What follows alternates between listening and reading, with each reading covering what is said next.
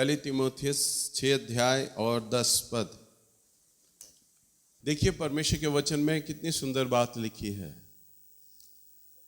क्योंकि रुपयों का लोभ, यानी लोभ माने लालच, क्योंकि रुपयों का लोभ सब प्रकार की बुराइयों की जड़ है। आप में से कितने लोग चाहते हैं कि परमेश्वर मुझे धन का आशीष दे, मुझे धनी बनाए? हाथ खड़ा करके बताइए जरा। अरे किसी को भी धन नहीं चाहिए, धन का आशीष नहीं चाहिए है, मगर धन चाहते तो सभी हैं। ऐसा यहाँ कोई विरला ही प्राणी होगा जो धन नहीं चाहता होगा है? और मैं सोचता हूँ वो अंतरिक्ष से ही आया होगा जिसे धन नहीं चाहिए है?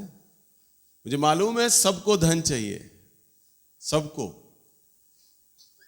पर हाथ इसलिए नहीं खड़ा कर रहे कहीं भैया ये सोचे अरे मैं तो धन का लालची हूं। वचन भी यही पढ़ा जा रहा है, धन का लोभ हर प्रकार की बुराइयों की जड़ है। तो हम हाथ नहीं खड़ा करेंगे, हम ये ना दिखाएं कि भैया हम लालची हैं। देखिए धन एक आवश्यकता है, एक पूर्ति है। हम प्रभु की भी जब सेवा करते हैं तो उसमें भी धन की हमें आवश्यकता होती है। हर एक चीज, ये जो बिजली, ये पंखे चल रहे हैं इन्हें खरीदा गया, ये जो कीबोर्ड बज रहा है ये खरीदा गया, यहाँ जितनी भी चीजें आप देख रहे हैं वो खरीदी गई हैं, और उनका जो माध्यम बना है वो धन है। तो धन भी प्रभु की सेवा में एक बड़ा भाग रखता है, अपना हिस्सेदारी रखता है। और परमेश्वर इस बात को जानते हैं, ध्यान से सुने, कि मेरी सेवा को बढ़ाने के लिए, मेरी सेवा को करने के लिए धन एक प्रमुख एक चीज है, एक आवश्यकता है मेरी सेवा को बढ़ाने के लिए। इसलिए परमेश्वर का वचन अगर हम बाइबल को ध्यान से पढ़ें और उसके हर पन्ने को देखें, कई बार मुझे कई प्रचारक पास्टर्स मुझे कमेंट करते हैं कि भैया हम आपके सारे संदेश हमें बड़े अच्छे लगते हैं, पर धन के बारे में आप मत प्रचार किया करो, ये अच्छा नहीं है। तो मैं उन्हें लिखता हूं, अगर आप बाइबल के एक एक पेज को बड़े ध्यान से पढ़े ना, तो वहां पर धन का विषय में लिखा है। हर जगह धन के विषय में प्रभु ने आज्ञाएं दी हैं। और धन प्रभु की दृष्टि में बहुत ही गंभीर विषय है। गंभीर बोले तो मैं कहूंगा कि प्रभु की दृष्टि में बहुत प्रमुख विषय है। प्रभु इसे अपनी दृष्टि में बहुत बड़ा रखता है। बाइबल में अगर मैं आपको एक एक पेज में से आपको बता सकता हूं परमेश्वर ने यहां पर धन के बारे में क्या कहा है। हर जगह बाइबल का कोई पेज ही प्रभु ने नहीं छोड़ा जहां पे धन के बारे में प्रभु ने कुछ ना बोला हो। हम धन के विषय में हम देखते हैं, लिखा है क्योंकि रुपयों का लोभ सब प्रकार की बुराइयों की जड़ है। यानी कि आपको अगर प्रभु से धन का आशीष चाहिए तो जो लालच है ना, जो लोभ धन का, वो त्यागना होगा, वो छोड़ना होगा। और मैं जानता हूं यहां पर जितने भी लोग हैं, 9.9 लोग इस बीमारी से ग्रसित हैं। सब लोगों को लोभ है, लालच है पैसों का। तभी तो, और सबसे बड़ा जो प्रमाण है ना लोभ लालच, इसका जो सबसे बड़ा प्रमाण है, ये भाव ताव करने की जो आदतें होती है ना आपकी। टमाटर भैया वो कहेगा जी 30 रुपए, आपको पता है कि अभी मार्केट से आ रही हूँ 40-50 रुपए किलो टमाटर है, तो 30 रुपए बता रहा है, सस्ता बता रहा, और लूट लो। भैया 25 रुपए लगाएगा, तो देख मैं पीछे छोड़ के आई हूं 25 रुपए का,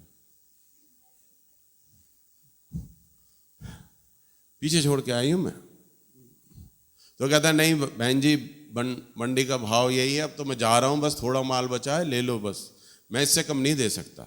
अभी मैं आप थोड़ी देर पहले आती मैं 50 रुपए बेच रहा था, तो मैं सिमेट रहा हूं 30 रुपए दे रहा हूं मैं, ना कम कर तू 25 रुपए पे आ, तो हम लेंगे। ये जो लालच, ये जो भाव था, जितनी भी बहनें करती हैं और जितने भी भाई लोग करते हैं ना, ये आपका स्वभाव बताता है कि आप लालची लोग हैं। मुझे कहते हुए अच्छा नहीं लगता, परंतु मैं सिखा रहा हूं परमेश्वर के वचन से। और वचन में ये बात बहुत ही अच्छे से लिखी है, क्योंकि रुपयों का लोभ यानी रुपयों का लालच सब प्रकार की बुराइयों की जड़ है। ये क्या है? सब प्रकार की बुराइयों की जड़ है, जिसे प्राप्त करते हुए कितनों ने विश्वास से भटक कर अपने नाना प्रकार के दुखों से छलनी बना दिया। हम जब प्रभु में आते हैं, ध्यान से सुनिए, हम जब प्रभु के पास आते हैं तो हमें सिर्फ एक आवश्यकता होती है प्रभु से आशीष को प्राप्त करने के लिए, और वह आवश्यकता है विश्वास। बोलिए विश्वास, विश्वास, विश्वास। आज मैं आपको सिखाऊंगा, विश्वास में खाली बोलना ही पर्याप्त नहीं होता। अभी मैं अगर आप सबसे लोगों से पूछना कितने लोग प्रभु पर विश्वास करते हैं तो सब हाथ खड़ा कर देंगे, पर नहीं, आज मैं आपको सिखाऊंगा विश्वास बिना कर्म के, बिना कार्य के मरा हुआ है। आज हमारा ये विश्वास विषय नहीं है, परंतु मैं थोड़ा सा आपको टच करके बताऊंगा। आपके विश्वास में जब तक कार्य सम्मिलित ना हो, जब तक कार्य सम्मिलित ना हो, तो वो विश्वास निर्जीव है, मरा हुआ है। सिर्फ बोलने से, कहने से, क्योंकि विश्वास एक भावना है, वो मरा हुआ है। परंतु वो एक्टिवेट तब होगा, वो कार्य तब करेगा जब उसमें काम डाला जाएगा, कार्य डाला जाएगा। और प्रभु का वचन कहता है कितनों ने विश्वास से भटक कर, यानी वो कार्य कर रहे थे, प्रभु में आगे बढ़ रहे थे, विश्वास में बढ़ रहे थे, परंतु किसने उन्हें पीछे खींच दिया? सिर्फ धन के लोभ ने, धन के लालच ने उन्हें रोक दिया परमेश्वर में बढ़ने से, परमेश्वर की आशीषों में बढ़ने से। आप समझ पा रहे हैं? मैं आपका आत्मिक पिता हूं, मैं चाहता हूं कि आप सब लोग परमेश्वर के वचन में आगे बढ़ें, आत्मिक उन्नति करें। और मैं सच कहता हूं, कई बार मैं प्रार्थना जब करता हूं ना, मैं अपने बंद कमरे में आप लोगों के लिए रोता हूं, एक एक व्यक्ति के लिए मैं प्रभु से प्रार्थना करता हूं, प्रभु मैं चाहता हूं मेरे चर्च में जितने लोग आए ना वो धनी हो जाएं, उनके ऊपर कर्जा ना हो, बेरोजगारी ना हो, पैसों में वो धनी हो। परंतु प्रभु का आत्मा मुझे प्रेरित करता है, मुझे बोझ देता है कि मैं आपको वो बातें सिखाऊं जो परमेश्वर ने अपने वचन में, अपने कार्य करने के नियम में बताई हैं। अगर मैं प्रभु का वो स्वभाव आपको नहीं बताऊंगा कि प्रभु आपको धनी बनाएगा, तो कैसे बनाएगा? आपको जानकारी नहीं होगी तो आप धनी कभी नहीं बन पाओगे।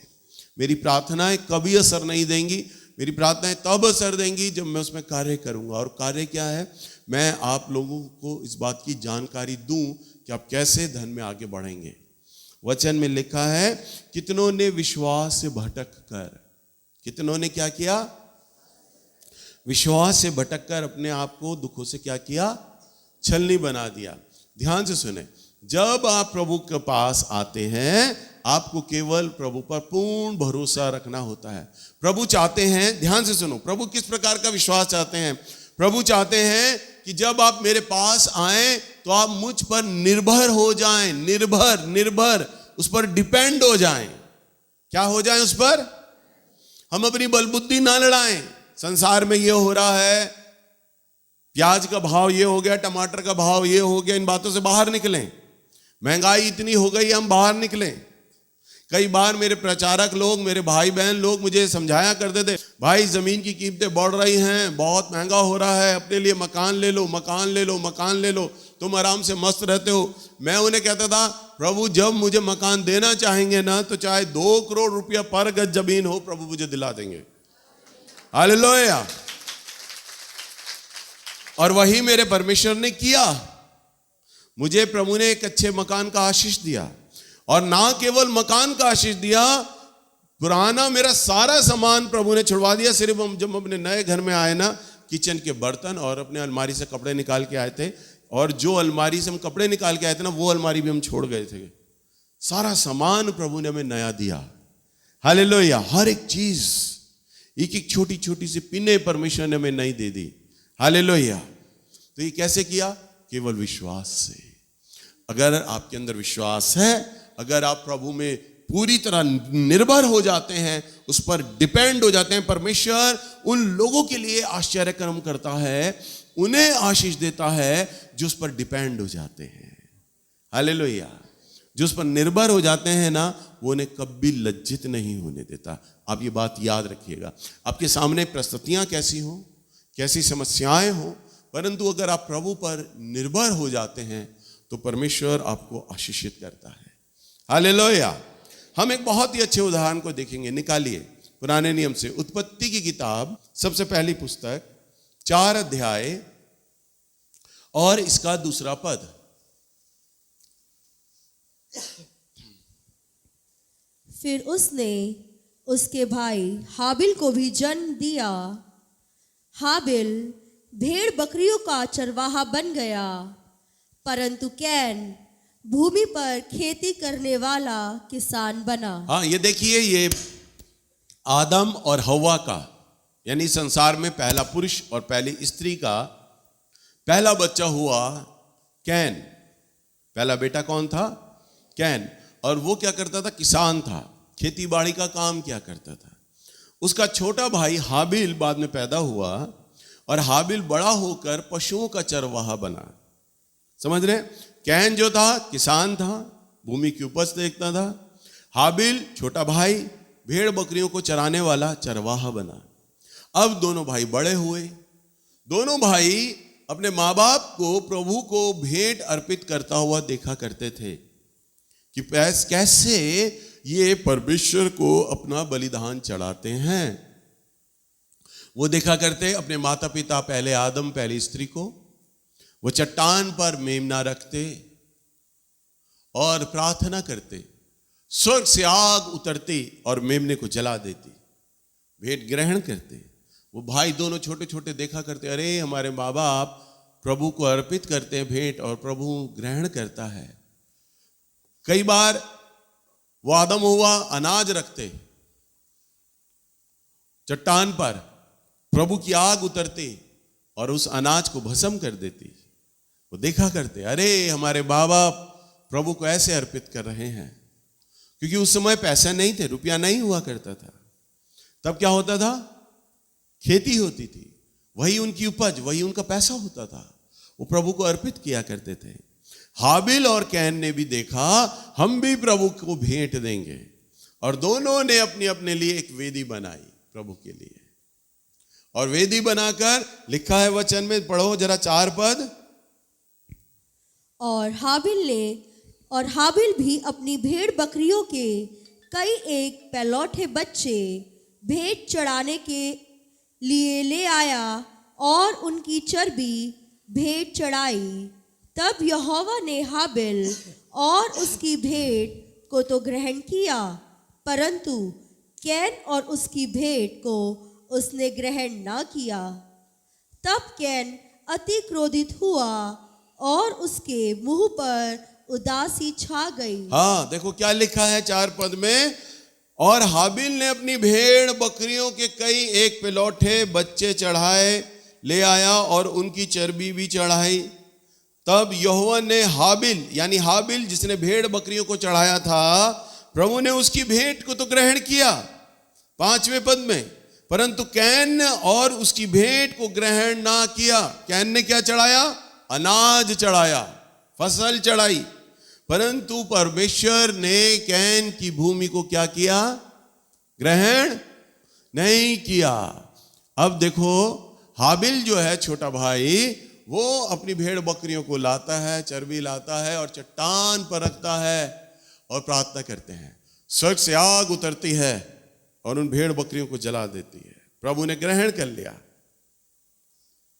अब कैन खड़ा है अपनी फसल को लेकर, और उसने भी वेदी पर अपनी फसल को रखा, और वो भी जानता है मेरे छोटे भाई हाबिल की भेंट को ग्रहण किया है प्रभु ने, अब मेरी भी भेंट ग्रहण करेगा। और वो भी प्रार्थना करने लगा। तब तेज आंधी आई, हवा का झोंका, और उसकी फसल को, उसकी भूमि के अनाज को प्रभु ने चट्टान पर से फेंक दिया, वेदी पर से फेंक दिया। वो देखकर उदास हो गया। प्रभु ने स्वर्ग से आग क्यों नहीं बरसाई? क्यों मेरी भेंट को ग्रहण नहीं किया? आप क्या सोच सकते हैं? क्या आपको विचार है कि आपको क्या लगता है, दोनों भाई एक ही माँ बाप के बच्चे, दोनों भाई एक ही वक्त पर एक ही परमेश्वर को बलिदान चढ़ाते हैं, एक के भेंट को तो प्रभु ग्रहण कर रहा है और दूसरे की भेंट को ग्रहण नहीं कर रहा। आपको क्या लगता है? बताइए, क्यों परमेश्वर ने हाबिल की भेंट को ग्रहण किया? जब आप प्रभु का वचन पढ़ते हैं, मेरे जो लड़के लड़कियों को भी बोल रहा हूं और सब आप लोगों को बोल रहा हूं, जब आप प्रभु के वचन को पढ़ते हैं, सबसे पहले परमेश्वर से आप प्रार्थना करके पढ़िए, ये कोई नावल नहीं है, इतिहास की किताब नहीं है। और जब आप प्रभु की आत्मा से प्रार्थना करते हैं ना, तब पवित्र आत्मा आपको उस जगह ले जाता है जब भेंट चढ़ाई जा रही थी। मैं हजारों साल मेरी आत्मा पीछे चली जाती है। जो बातें मेरे सामने नहीं घटी, मैंने नहीं देखा, मेरा जन्म ही नहीं हुआ, मेरे माँ बाप का जन्म नहीं हुआ था, मेरे वंशजों का जन्म नहीं हुआ था हजारों साल पहले, तब पवित्र आत्मा मेरी आत्मा को पकड़ते हैं और उस बैक डेट में ले जाते हैं और वो सारा इतिहास दिखाते हैं। ये बात कैसे घटी थी, समझ पा रहे हैं? अभी मैं प्रचार कर रहा हूं। मैं क्या कर रहा हूं? प्रचार कर रहा हूं। मेरा प्रचार लगभग मानो 1 घंटे का होगा, परंतु जो कैमरे में रिकॉर्ड हो रहा है ना, इसके अंदर एक डाटा कार्ड है, वो रिकॉर्ड हो रहा है उसमें 1 घंटे का प्रचार। पर भाई जब कंप्यूटर में मेरे उस प्रचार को डालेंगे ना, तो 2 मिनट के अंदर वो सारा रिकॉर्डिंग, सारा फाइल चला जाएगा 2 मिनट के अंदर। प्रचार 1 घंटे का, पर जो ट्रांसफर हुआ कितनी देर में? 2 मिनट में। तो उस समय परमेश्वर का आत्मा मुझे उस परिस्थिति में जब लेके जाता है ना, तो काफी दिनों, महीनों और सालों का जो डाटा होता है ना, जो वहां हुआ था, वो कुछ ही सेकंड में सारा रिकॉर्ड हो जाता, सारा ट्रांसफर हो जाता है इधर। हालेलुया! यह है प्रभु की सामर्थ। तभी मैं आपको कहता हूं परमेश्वर का वचन पढ़ा करो पवित्र आत्मा से, पवित्र आत्मा की अगुवाई में, और तब परमेश्वर का आत्मा उन प्रकाशनों को लेकर आता है जो उस समय वो बातें घट रही थी, जो हो रही थी। क्यों परमेश्वर ने ऐसा किया? क्योंकि मेरा परमेश्वर तो न्याय करने वाला परमेश्वर है, कभी अन्याय नहीं करता, वो तो पक्षपात भी नहीं करता, वो तो केवल जजमेंट करता, न्याय करता है। क्यों परमेश्वर ने हाबिल की भेंट को तो ग्रहण किया, परंतु कैन की भेंट को ग्रहण नहीं किया? यदि हम देखें तो दोबारा से हम प्रभु के वचन में चलें। देखिए परमेश्वर का जो वचन है ना, एक एक मात्रा, एक एक बिंदु जो लिखा है ना, उसका एक मीनिंग है। इसको कभी भी आप जल्दबाजी में मत पढ़ना, बहुत ध्यान से। मैं जब प्रभु का वचन पढ़ता हूं ना, बहुत ध्यान से ठहर कर धीरे धीरे पढ़ता हूं, एक भी शब्द, एक भी मात्रा मिस ना हो। और अगर ये शब्द लिखा है तो क्यों लिखा है? मैं जब संदेश को तैयार करता हूं ना, मैं जो बाइबल पढ़ता हूं वो वर्जन, मैं फिर उस आयत को इंग्लिश वर्जन में टैली करता हूं, इसका क्या कहां पर मीनिंग निकल रहा है। फिर मैं दूसरे और इंग्लिश वर्जन में जाता हूं, 3 वर्जन से मैं उस पद को टैली करता हूं, क्या मीनिंग बन रहा है, किस शब्द में क्या हेर फेर हो रहा है। तब वो पढ़कर वो बातें समझ आती हैं, तो पवित्र आत्मा प्रकाशन में उन बातों को लेके जाते हैं। यहां पर अगर हम देखें, यहां ही पर हमें उत्तर मिलता है। 4 पद में लिखा है, हाबिल भी अपनी भेड़ बकरियों के कई एक पिलौठे बच्चों को चढ़ाने ले आया। क्या लाया? बोलिए।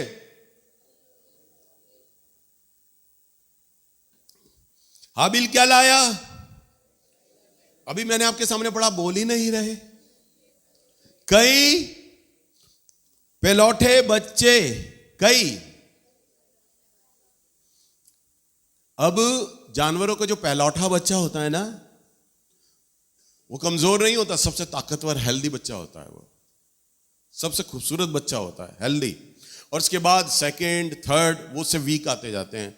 और जो बिल्कुल छोटा बच्चा आता है, लास्ट हो, जो बच्चा जन्म देता है, कोई भी भैंस हो, गाय हो, कुत्ता हो, जो भी बच्चे को जन्म देते हैं तो वो कमजोर होते हैं। पहला बच्चा पहलौठा, हेल्दी, स्वस्थ, खूबसूरत बच्चा होता है। हालेलुया! तब उसने क्या किया? कई पहलौठे बच्चे, यानी जब हाबिल जब अब प्रभु को भेंट चढ़ाने जा रहा है ना, तो पहले अपने चारागाह में गया, भेंटशाला में गया, और उसने नजर पाई। और वो जो दृष्टि देख रहा है ना, वो मालिक की हैसियत से नहीं देख रहा अब अपने भेड़ों को, वो देख रहा ग्राहक की नजर से भेड़ों को। और ग्राहक क्या देखता है? कौन सा स्वस्थ बच्चा है इनमें, सबसे भाग रहा है, जो एक्टिव है, हेल्दी है, चर्बी है उसमें भरा हुआ है जिस्म, और खूबसूरत दिखाई दे रहा है। एक कस्टमर, एक ग्राहक ऐसे ही तो बच्चा लेगा। जो लोग भेड़ बकरियों को खरीदते हैं, आप में से जिन्होंने गाय भैंसे खरीदी हैं, वो देखते हैं ना, हाँ भाई इस गाय का सींग कैसा है, इस गाय की कद काठी कैसी है, इस गाय की नस्ल कैसी है, ये गाय कितना दूध देती होगी, कई पहचान होती है। और फिर जाकर एक चरवाहा गाय या भैंस को खरीदता है। ऐसे नहीं खरीदते थे कि हाँ भाई दे दो ये गाय ये भैंस, ना, चेक करी जाती है। तो वो ग्राहक की नजर से गया कौन सी भेड़ अच्छी है, और उसने जो अच्छे अच्छे पिलौठे थे ना 10-12, उनको क्या किया, अलग कर लिया। अब मेरे चरागाह में एक भी ऐसा पिलौठा नहीं बचा जो इन बच्चों को कंपटीशन दे सके। ऐसा बच्चा इक्वल नहीं आया। अरे मेरे सारे जितने अच्छे अच्छे पिलौटे थे ना, सारा गंजा कर दिया मैंने अपना चारागाह, सारे अच्छे पिलौटे मैंने निकाल दिए। अब तो जितने भी मेमने बचे हैं ना, सब कमजोर कमजोर बीमार से हैं, अच्छे तो मैंने निकाल दिए। और क्या लिखा है, कई पिलौठे चढ़ाने को ले आया और उनकी चर्बी भेंट चढ़ाई। यानी कैसे वो लेकर आए, मोटे मोटे मेमने लेकर आया। वो कैसे लाया, अब बकरा ईद जब आती है ना, तो जो बकरा पालने वाले लोग हैं ना, मोटे मोटे बकरा करते हैं उन्हें, और फिर उन्हें तोला जाता है। फिर जब मुस्लिम लोग जब ईद आती है तो जो हेल्दी बकरे होते हैं उन्हें खरीदते हैं कुर्बानी के लिए। कमजोर लंगड़े ऐसे नहीं खरीदे जाते। ऐसे ही उसने भी अच्छे अच्छे मेमने लिए जो मोटे चर्बी वाले थे, और उन्हें लेकर प्रभु की वेदी पर लाया, और उनको क्या किया, उसने चढ़ाया परमेश्वर के लिए।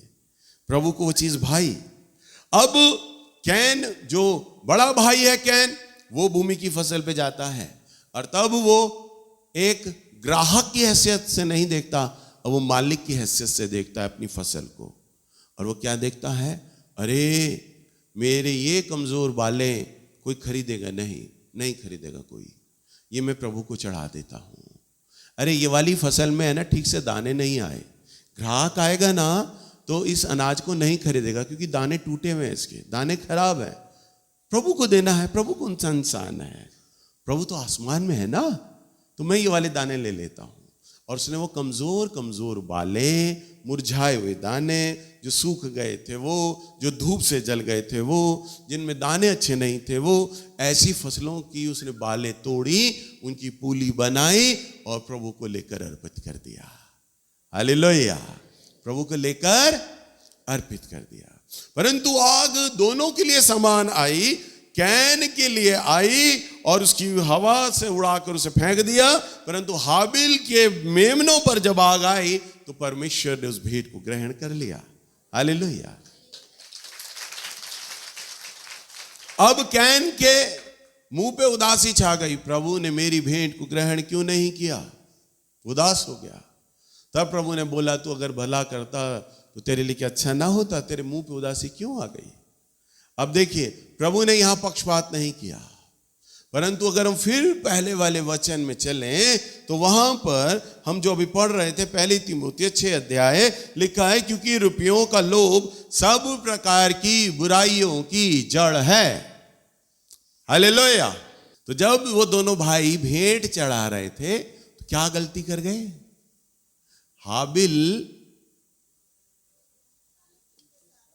हाबिल ने उस भेंट में लोभ नहीं लाया। क्या नहीं लाया, चढ़ाते वक्त उसने कहा पिलौठे मेमने लेके जाऊंगा मैं प्रभु के लिए, लालच नहीं किया। भेंट चढ़ाते हुए चर्बी वाले अच्छे मोटे मोटे लेके जाऊंगा, लोभ नहीं किया, उदार मन से खुले मन से मैं प्रभु को दूंगा। अरे मेरा परमेश्वर मेरे साथ है, मैं ये अर्पित भी कर दूंगा ना तो दोबारा मेरी बकरियां फिर भी आएंगी, मेरे मेमने फिर भी आएंगे और बड़े अच्छे अच्छे बच्चे होंगे, क्योंकि मेरे साथ मेरा प्रभु है।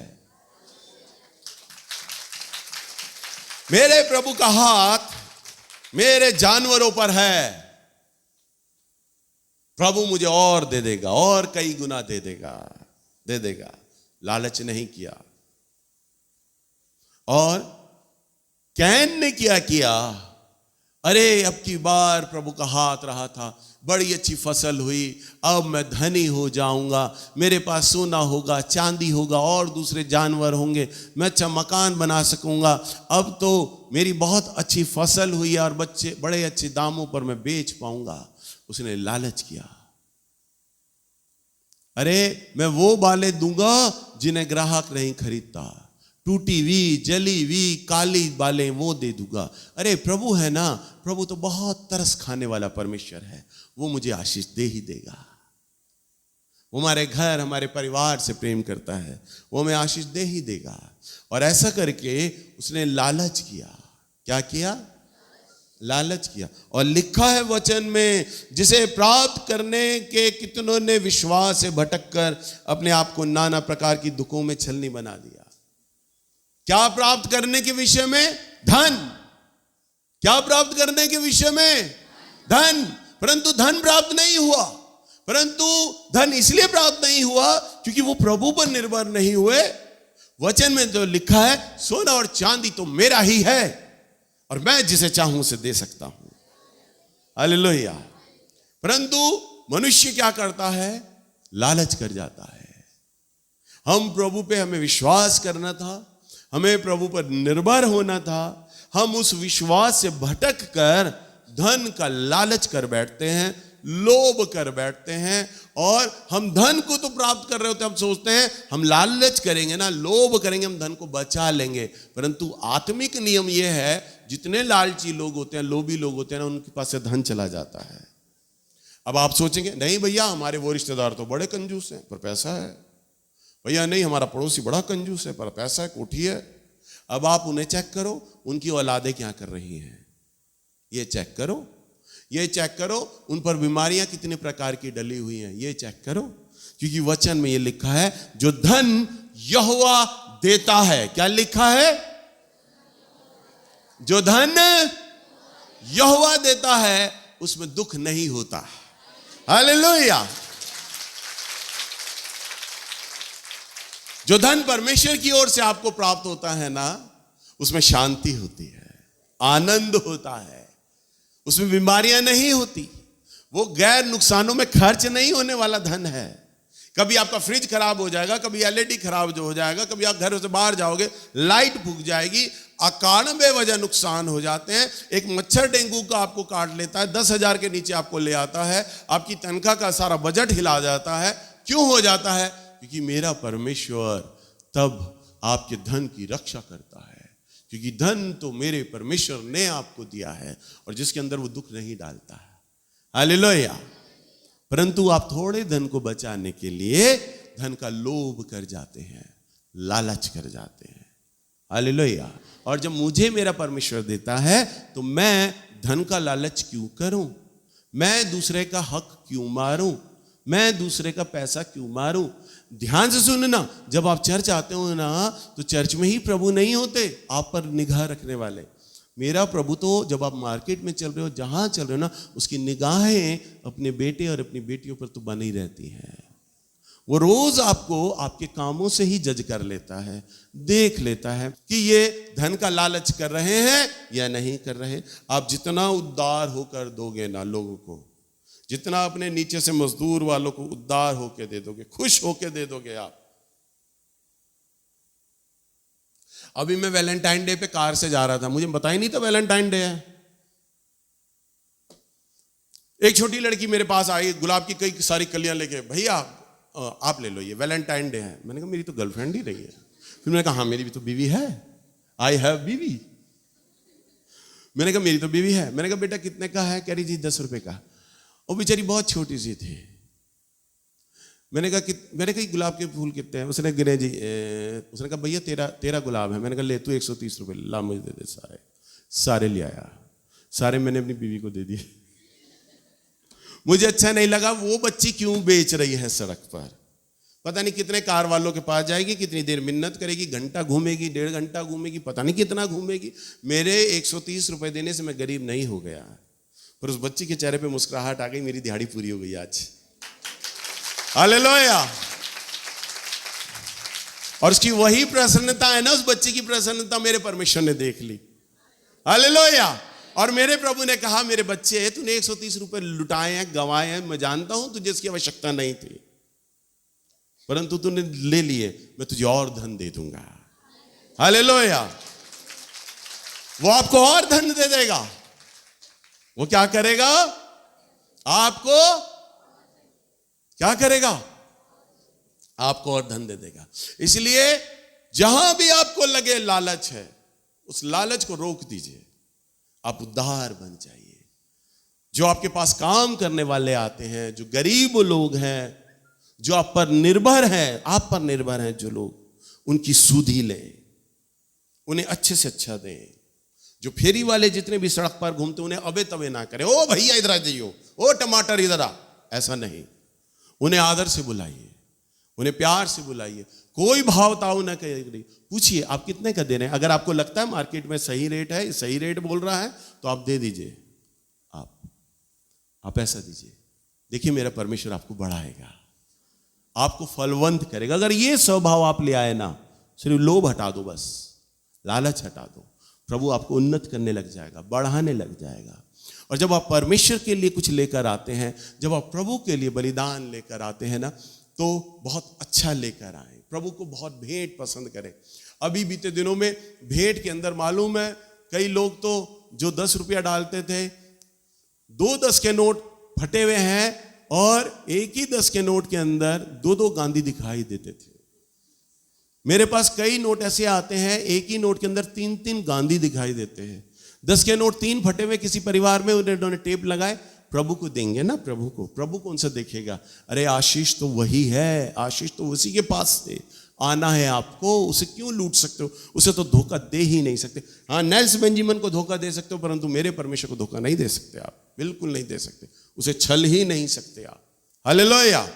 और एक दान करता तो इतना महान मेरे चर्च में निकला, जितने भी नोट आते हैं ना, उनके ऊपर लिखा होता है रिजर्व बैंक ऑफ इंडिया। और जिसने नोट डाला ना, 10 का नोट हूबहू ऐसा, परंतु उसके ऊपर जो बैंक लिखा था ना, लिखा था मनोरंजन बैंक। नकली नोट, बताओ, नकली। वो सोच रहा है प्रभु इस नकली नोट को देख ही नहीं रहा और दे रहा है। अरे परमेश्वर तरस और प्रेम से भरा तो परमेश्वर है, परंतु मैंने अभी आपको क्या कहा? वो न्याय करने वाला परमेश्वर है। जब मैंने वो नोट देखा ना, मैं सच बता रहा हूं, मेरे आंसू निकल आए थे, मैं रो पड़ा था। मैंने कहा देने वाले ने मेरे परमेश्वर का मजाक बना के रख दिया। मेरे आंसू निकल आए थे देखकर, मेरे प्रभु का मजाक बनाया इस आदमी ने। और मेरा प्रभु तो न्याय करता है। ऐसा व्यक्ति परमेश्वर से, मैं कहते हुए अच्छा नहीं लगता, ऐसा व्यक्ति परमेश्वर से आशीष नहीं वरन दंड का भागीदार हो जाता है। प्रभु ने कैन की बलिदान के साथ क्या किया था? उसके बलिदान को फेंक दिया। उसके बलिदान को क्या किया? आप नहीं जानते। अभी प्रार्थना के बाद कई लोग अपनी बलिदानों को चढ़ाएंगे। कई लोगों के बलिदान पर तो स्वर्ग से आग गिरेगी, और कई लोगों के बलिदान पर तो आंधी आएगी और फेंक देगा उनका बलिदान। परंतु क्योंकि वो न्याय करने वाला परमेश्वर है, और जिसके बलिदान पर आग गिरेगी, प्रभु उसके बलिदान को तो ग्रहण करेगा, परंतु जिसके बलिदान में लोभ था, लालच था, और परमेश्वर की निंदा, अपमान और धोखा था, वह परमेश्वर से आशीष नहीं वरन और बंधुआई और श्राप लेकर चले जाते हैं। और यदि प्रभु की दृष्टि में अगर आप बंधुआई और श्राप लेकर चले गए ना, तो दुनिया के किसी भी कोने में आप चले जाओ, आपका उद्धार नहीं होने वाला। क्योंकि बाइबल इस प्रकार बताती है, यहोवा के हाथ में पड़ना बड़ी ही भयानक बात है। क्या लिखा है? यहोवा के हाथ में पड़ना बड़ी ही भयानक बात है। अगर जिसके संग परमेश्वर हो जाए तो उसका विरोधी कौन? और जिसके विरोध में अगर परमेश्वर हो जाए तो उसके संग कौन? हालेलुया। इसलिए प्रभु को आप अपने संग रखें। परमेश्वर आपसे केवल आदर चाहते हैं और प्रेम चाहते हैं।